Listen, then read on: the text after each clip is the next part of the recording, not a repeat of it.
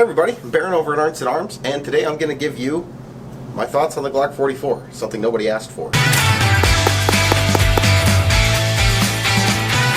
I'm going to skip the whole details, magazine capacity, and all that. You can look that up on Glock's site. It's everywhere out there.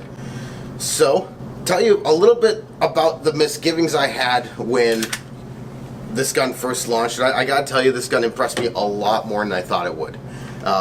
But when it first launched, I looked at it, and I'm going to immediately compare it to our most successful .22 semi-auto pistol that we sell, which is probably the Ruger Mark IV series.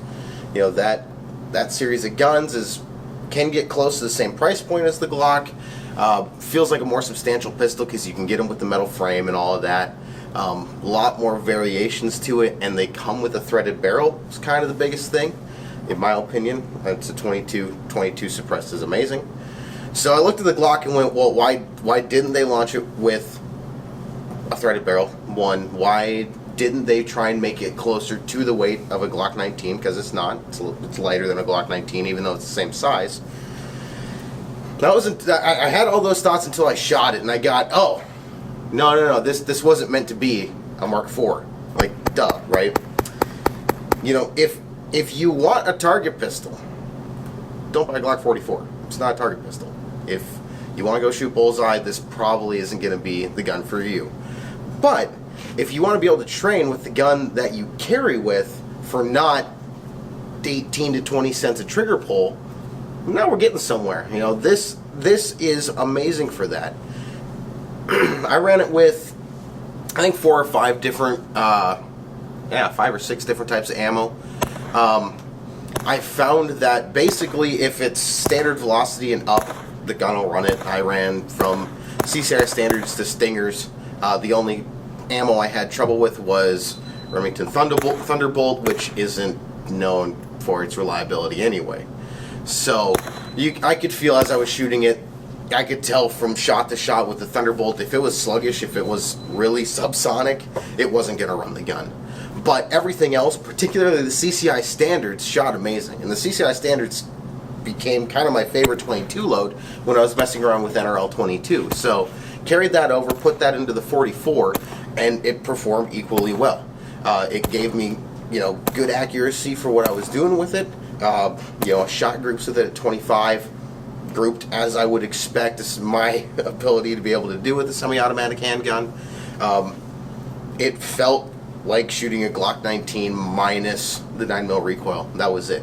It'll still fit all your Glock accessories, all your holsters, all your lights that you might want to put on there. It'll fit all of your sights that you might want to change, which is my only real gripe on the gun as it sits. I hate Glock sights, but that's across the board. Plastic sights are dumb. To the point here that the trigger components down here, and I asked the Glock rep just to confirm, but if you have an aftermarket trigger on your carry gun, you can put that into this gun. Really, the only thing that I can tell that has changed as far as the trigger components is the the ejector's a little bit different.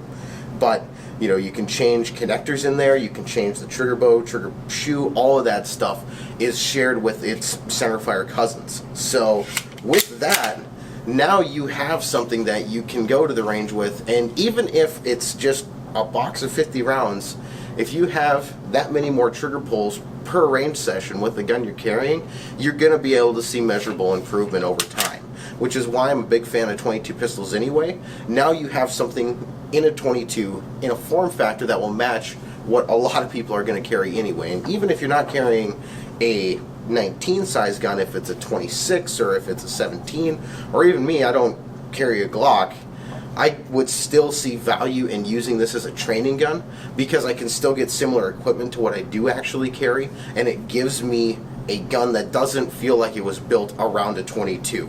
It feels like .22 was built into a Glock 19. So, normally, take your M&P Compact .22 for example. Really cool little handgun. It feels like a tiny little handgun built in .22. That's where it started at.